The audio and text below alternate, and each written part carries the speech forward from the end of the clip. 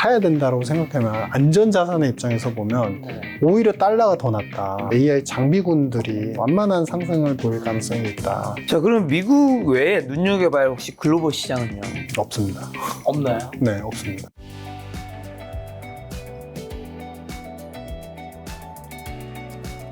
자, 그러면 안전자산 선호 현상으로 금이 사상 처음 온수당 3,400달러도 돌파했었는데 4,000달러 찍을 가능성도 제기되고 있다고 하는데 금은요? 저는 금은 반대예요.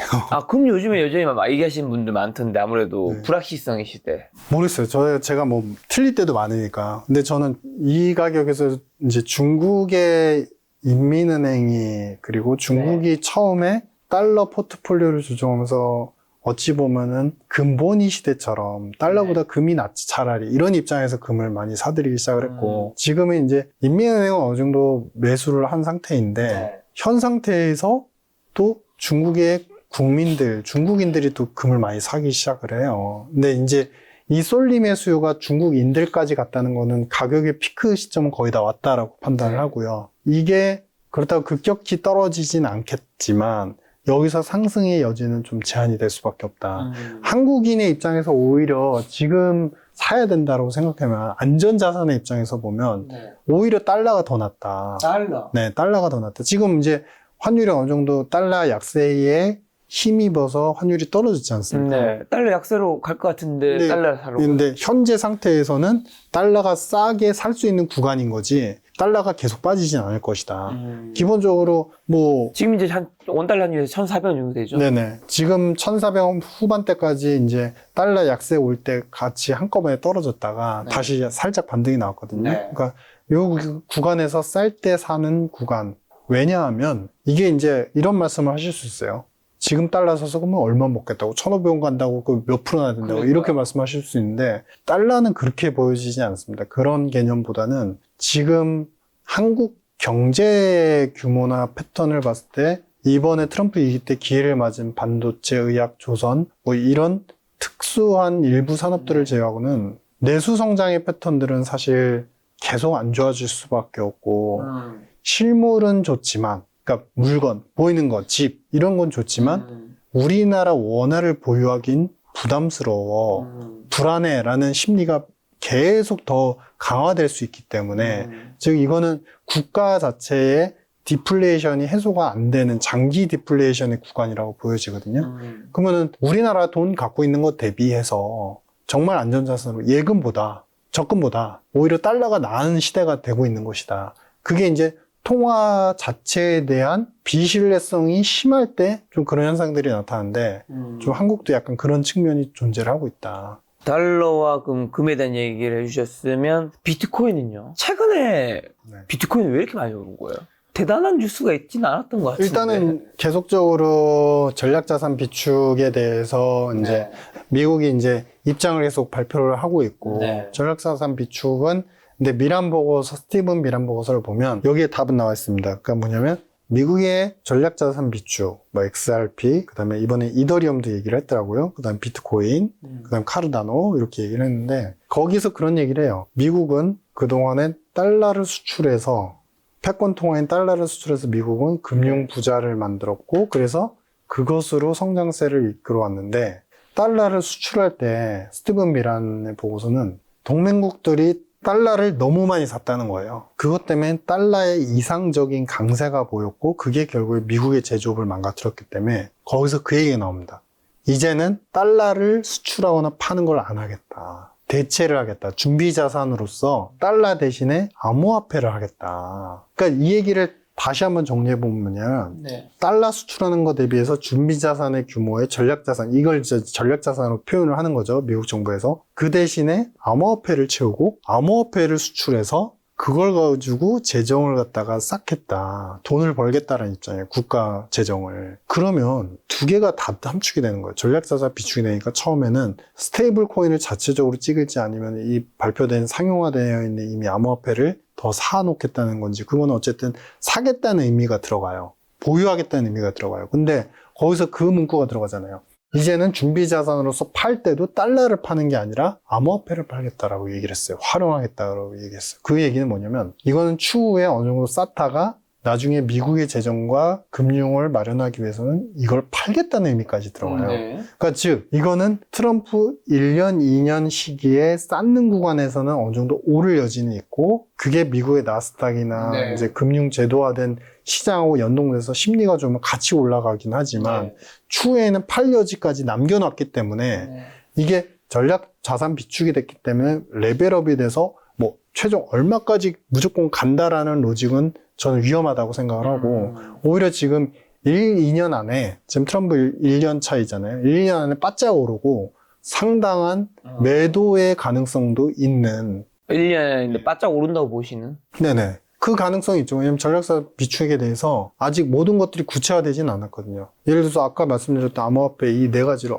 다섯 가지죠. 총 얼마나 쌓을 건지, 얼마나 살 건지, 그리고 아니면은 그게 아니라 자신들만의 디지털 화폐. 전 디지털 화폐 발행하고 비슷하다고 생각을 하거든요. 그래서 자신들만의 스테이블 코인을 발행할 건지, 이건 디지털 달러거든요, 사실은. 엄밀히 말하면. 그래서 그걸 할 건지, 사실은 디지털 달러로 가는 게 맞을 거예요. 미국 입장에서도 패권을 놓지 않으려면. 근데 이제, 어쨌든 이 5개의 암호화폐에 대해서 사고 보유하는 것에 대한 욕구와 필요성을 계속 피력을 해왔고, 그게 준비 자산으로서까지 이제 편입된다 얘기를 했기 때문에, 그 기대감이 조성되는 구간까지는 어느 정도 상당한 상승의 여진이 있어 보인다. 이렇게 보였습니다. 자, 그리고 우선 협상 대상국에 한국이 포함되어 있고 트럼프 대통령이 한국의 관세와 방위 및 주한미군 협상을 진행하겠다고 밝혔는데 이건 좀 어떻게 될까요? 이제 뭐 이거는 그러니까 수치로 보는 게 좀 중요할 것 같아요. 그러니까 트럼프 일기 때도 갑론을박 얘기가 많았지만 미국이 나홀로 성장을 했고 미국의 패권을 계속 다져가면서 감세한 내수부양 정책과 동시에 17, 19년도의 성장 패턴을 보면 꾸준히 수입 수요가 늘음과 동시에 주변국들의 미국에 대한 수출은 늘어났죠. 반대에 중국은 일기 때 어땠냐면 사실은 중국 버틸 수 있다, 더 강력해졌다 했지만 중국의 수입 수요는 상대적으로 떨어지기 시작을 했고 그러면서 주변국들의 수출 규모는 오히려 빠졌어요. 즉 여기에 답이 다 나오는 겁니다. 결국에 미중이 싸워도 잘 되는 나라는 미국이고 팔 수 있는 기회는 미국에 나온다. 그러니까 이 얘기인 즉슨 뭐냐면 방위비 협상이나 우리가 감수해야 되는 미국의 입장에서 비합리적이지만 그런 원칙들이 일단 감정적으로 보거나 국가적인 자존감으로 봤을 때는 좋지 않아요. 나쁠 수 있어요. 근데 우리나라 미디어 언론이 사실 그런 부분의 부정론에만 사실은 굉장히 몰입을 하는 게 저는 바람직하지 않다고 생각합니다. 일부분 그런 요소는 있지만 그 대신에 계속 일본처럼 빨리 주고 어느 정도 딜을 해야 되는 입장인데 우리나라는 아직도 이제 여론상 모든 분위기가 일본과 다른 게 빨리 협약에 들어간 것보다 이게 이치에 맞아? 그 숫자에 몰입을 하고 있어요.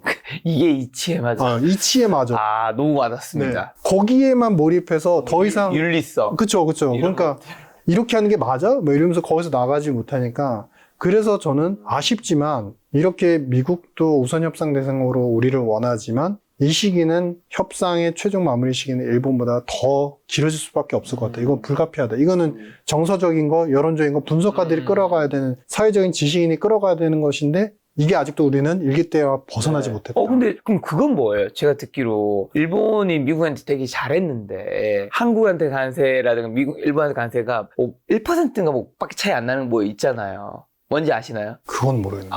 뭐였지? 24%인가 뭐 있었는 것 같은데. 그러니까 국가별 관세 말씀하신 거예요. 그러니까 그거는 뭐냐면 국가별 관세는 이제 국가 관세가 항목이 있어요. 그러니까 미국의 법안에, 그러니까 관세 법안에 그리고 상호 관세법으로 이제 보편 관세가 또 나와요. 그다음에 산업별 관세를 매겨요. 근데 국가 관세는 거의 이 우선 협상국에 있는 대상국의 국가들이 큰 차별점이 없어요. 그래서 일본하고 그렇게 큰 차이가 안 나고 그러니까 그거 아니고 그게 큰 문제는 아니고 나중에 최종적으로 도출되는 산업별 관세가 또 플러스가 되는데 산업별 관세에서는 아까 처음에 말씀드린 것처럼 0으로까지 해줄 수 있다고 그랬잖아요. 빨리 협약을 하게 되면 그리고 기여를 하게 되면 그렇기 때문에 최종 관세율은 빨리 도움을 주고 빨리 이제 파이널 콜에 들어가는 국가의 해당 산업은 그렇지 않은 국가 대비 20% 이상 차이가 날 수 있는 거죠.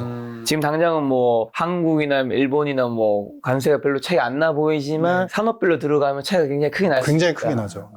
저 그리고 아까 전에 말씀드린 LNG, 우리나라의 조선업 알래스카 LNG 프로젝트 참여가 기회가 된다는 의견도 있지만 반대로 마진 별로 안 남는다는 의견도 있던데요. 우리 알래스카 LNG는 사실은 그 탐사를 해야 되고 채굴에 대한 비용이 있고 그 기간이 걸리고 그러면 채굴할 때까지 얼마나 수지가 될지 그리고 그거를 최종 생산품으로서 수출할 때까지 그리고 정제를 할 수 있는 그 주변 인프라 시설 그다음에 관련돼서 이제 선박을 또 이제 만들어야 되고 어디에다 투입해야 이거 기간을 보면 사실 수지 장사는 아니죠. 이게 단기간 수지 장사는 아닌데 그러니까 이것도 아까 그 논리랑 비슷해요. 그러니까 이치에 맞느냐 그러니까 작은 걸 따지기 시작하면요 절대 그 다음 단계로 못 넘어가요. 근데 이것도 이치에 맞느냐로 따지면 당장 이거 수지가 안 되니까 하면 안 되는 거죠. 근데 중요한 거는 미국이 지금 제국주의 성향에서 계속 중국을 차단하려고 하고 어떠한 자원이든 자꾸 스스로 블록 안에서 만들어 나가려고 하고 있다고 그랬잖아요. 그래서 트럼프가 의회 연설에서 LNG 사업 참여에 관심이 상당히 크다라고 얘기를 했잖아요. 초기에 자신들이 투자하겠다는 얘기는 안 했어요. 근데 이 얘기는 뭐냐면 되면 하겠다는 거거든요. 되면 참여하겠다. 근데 이거는 되게 우리나라 입장에서 중요하죠. 이게 만약에 계속적인 사업성의 여지, 그 다음에 가능성을 보여준다면 이걸 가지고 LNG 사업을 가지고 사실은 미국과 딜을 할 수 있는 거리가 되는 거예요. 이런 것들을 하나하나 잘 쌓아 나아가는 국가가 바로 어디냐? 일본인 겁니다. 그래서 이런 부분은 반면교사로 우리가 당장에 이익이 안 된다고 해서 물론 자원이나 우리의 예산이 한정적인 건 맞지만 미국하고에서의 중요한 협상이나 딜에서 중요한 요소들은 우리가 단기의 이익에만 급급해서는 안 된다. 뭐 이런 판단입니다. 미국이 필요한 조선 반도체 등을 가진 한국은 그러면 단순한 동맹 넘어서 판을 바꾸는 핵심 파트너가 될 수 있을까요? 그렇죠. 이거는 이미 미국이 답을 준 거죠. 우선 협상 대상국이고 의회 연설에서도 현대차 포함해서 우리나라 연관되는 키워드 연설이 한 4건 이상이 나왔거든요. 그러니까 여기서 우리의 대응이 중요한 거고 이 대응이 빨라지면 빨라질수록 그리고 대응이 스마트하게 들어가면 들어갈수록 일각에서 얘기하는 것은 우리나라 주가가 이제 3천을 넘어서 고공행진 그 그림은 앞으로의 대응에 남아있을 뿐이다. 근데 어쨌든 우리가 기회의 여지는 충분히 남겨져 있기 때문에 한국의 주시장은 앞으로 시기의 문제일 뿐 좀 더 좋아질 여지가 상당히 크다라고 판단하고 있습니다. 알겠습니다. 마지막으로 좀 정리를 해보면 미국과 한국 둘 중에는 지금 한국 주식이 이제 좀 더 좋아 보인다는 오히려 거죠. 더 나아 보인다. 미국 주식이 그렇다 나쁘다가 아니라 좀 이제 꾸준히 우상향한다는 건데, 왜냐면 미국 주식을 그래도 굳이 산다면 이번에는 AI가 폭등하는 건 아니라는 건가요? 네. 어떤 쪽이 좀 더 오히려 하드웨어가 실적을 충족시키면서 완만하게 올라갈 가능성이 크고요. 이번에 보셨겠지만 엔비디아가 이제 많이 해보겠던데요. 네, 많이 회복했고 중요한 거는 뭐냐면 이제 사우디에도 엔비디아 제품들 블랙엘 뿐만 아니라 기존의 상품군들을 판매할 수 있는 여지를 잡고 트럼프가 자기 편을 찾고 이제 중국에서 빼오면서 만들어가 나가고 있잖아요. 엔비디아 어느새 135달러네요. 와, 거의 86달러까지 떨어졌었는데. 그런 여지를 봤을 때는 당장 보이는 이제 반도체 장비와 관련되는 AI 장비군들이 오히려 완만하게 이익 개선과 함께 완만한 상승을 보일 가능성이 있다. 한국 주식 중에서는 아까 한번 말씀해 주셨는데 네네. 반도체하고 CMO, CDMO 의약품 쪽하고 조선 쪽은 1, 2년 정도의 사이클 정도만 보시고 이렇게 판단하고 있습니다. 자, 근데 조선 말씀해 주셨는데 한국 주식에서 조선주, 방산주가 뜨겁죠. 실적도 좋지만 밸류에이션 부담 목소리도 굉장히 많이 들리잖아요. 많이 올랐다. 특히 방산은 진짜 많이 올랐다. 방산은 저도 그렇게 판단을 하고요. 지금 상황에서는 이제 결국에는 이제 수주 산업이 나중에 이익을 갖다가 입증을 해주면 그만큼의 입증을 해주면 계속 유지되거나 레벨업이 되지만 그게 약간만 삐끗하면 사실은 많이 빠지거든요. 그래서 방산 쪽은 오히려 조금 코셔스하고요. 좀 조심스럽고요. 저도. 근데 조선 같은 경우는 지금 MRO 관련돼서 미국이 MRO 하는 게 진짜 인력들, 기술을 가진 인력이 하나도 없어요. 정말 하나도 없어요. 코로나 때 다 빠져나갔어요. 조선 MRO 관련해서 일할 수 있는 사람들조차도 주식한다고 다 빠져나가고 다른 나라 다 도망갔어요. 그러니까 미국 이렇게 게으른 나라입니다. 솔직히 죄송하지만 정말 게으르고 돈으로서만 사는 나라입니다. 그러니까 그만큼 MRO 기술에 대해서는 이 미국이 지금 없으면 안 되는 지경까지 왔기 때문에 트럼프도 공고하게 원하고 있고 그렇기 때문에 조선은 수주의 패턴이나 미국발 수주의 모멘텀들은 당분간 더 이어질 수 있을 거라고 보여져요. 그러니까 이익 증명의 기간에는 수주 산업은 사실은 방위업도 그렇고 조선업도 수주 산업의 모멘텀이 있는 그 산업들은 이익을 입증해야 되는 시기 때 조금만 삐끗하면 빠지는데 아직은 조선업은 아직은 수주의 모멘텀들이 좀 살아있는 것 같다. 특히 미국 중심으로 그렇게 보여진다라는 판단이 자, 그럼 미국 외에 눈여겨봐야 혹시 글로벌 시장은요? 없습니다.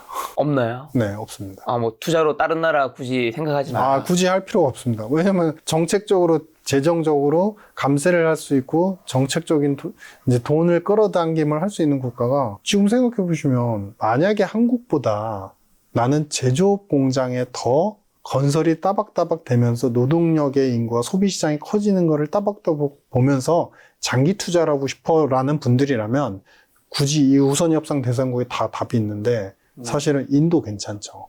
근데 장기적인 플랜이 필요하죠. 왜냐? 인도는 정말 옛날의 중국처럼 박리담회인 거거든요. 자동차 타타그룹도 사실은 기술력보다는 계속 성장하는 이 인구들을 대상으로 해서 계속 싸고 마진은 작지만 경차이면서 이제 내부에서 탈만한 그런 자동차를 공급하면서 성장하는 그룹이에요. 그렇기 때문에 거기는 빠른 이제는 모멘텀보다는 아주 더딘 장기적 성장을 기대하는 투자의 대상처가 될 것이다. 이렇게 판단이 됩니다. 마지막으로 하나만 더 여쭤보면, 아까 지금 미국의 이제 법인세는 이제 개인의 그 감세를 해주면서 미국 부자 만들게 한다 했잖아요. 근데 미국 증시는 왜 급등을 못 하는 거예요? 그렇게 하면 미국이 뭔가 소비도 막 촉진되고 하면서 뭐 더 잘 될 것 같은데. 아직 발표 안 됐잖아요. 발표가 되면? 발표가 되면은 당연히 레벨업을 하죠. 그리고 레벨업을 한 다음에 그 영업이익, 그러니까 이제 만약에 2분기 중에 구체적으로 발표가 되면 된다면. 공식화되면 이제 3분기부터 그러니까 이거 세금 감면은 굉장히 중요한 이슈예요. 왜냐하면 3분기부터 영업이익이 바로 반영이 되거든요. 그래서 레벨업이 한 차원 될 수 있는 여지는 충분히 있고 거기서 빠르게 또 레벨업을 하기보다는 이제 버는 돈만큼 완만하게 상승하는 그림이 1기 때도 마찬가지였고 이번 기회도 비슷하게 보여진다. 이런 판단입니다. 자, 지금처럼 변동성이 큰 시장에서 개인 투자자가 특히 조심해야 될 태도나 흔한 실수만 마지막으로 한번 좀 투자 조언 한마디 주고 가신다면. 부정론이요. 망한다. 트럼프는 망한다. 트럼프 때문에 또 모든 경기 침체가 다 올 것이다. 부정론이요. 앞서 말씀드린 것처럼 트럼프는 기승전 미국 부자 만들기예요. 그렇죠. 본인이 정책을 하다가도 1기 때도 마찬가지지만 미국의 성장을 훼손시킨다고 한다면 수정이 충분히 되는 인물이에요. 부정론에 빠지면 모든 것들이 망할 것 같고 이 최근에 나온 경제 지표가 약화되는 게 이제 트럼프발 경기 침체가 온다로 가정하고 전제로 깔고 가게 되면 역방향의 투자가 나올 수 있기 때문에 과다한 맹신은 안 되지만 과다한 부정론에 빠져서 투자의 기회를 놓치지 마십사. 이렇게 생각합니다. 알겠습니다. 박사님께서 또 출간하신 트럼프 패닉 요 책 보신다면 여러분들이 트럼프 위기 이게 언제까지죠? 이제 앞으로 4년 남았죠. 17, 4년 18, 19. 남았습니다. 아직 시작한 지 사실 1년도 지나지 않은 끼키바야 이제 5개월 정도 지난 거죠? 그렇죠. 네. 앞으로 4년 동안 투자를 어떻게 할 수 있을지 인사이트를 얻을 수 있으리라고 생각합니다. 다음번에 또 박사님과 좋은 콘텐츠 한번 만들어 보도록 하겠습니다. 얼마 내의 손님은 유시민 박사님이었습니다. 지금까지 소중한 시간 함께 해주셔서 정말 감사합니다. 오늘도 김 작가였습니다. 고생 많으셨습니다. 네, 감사합니다.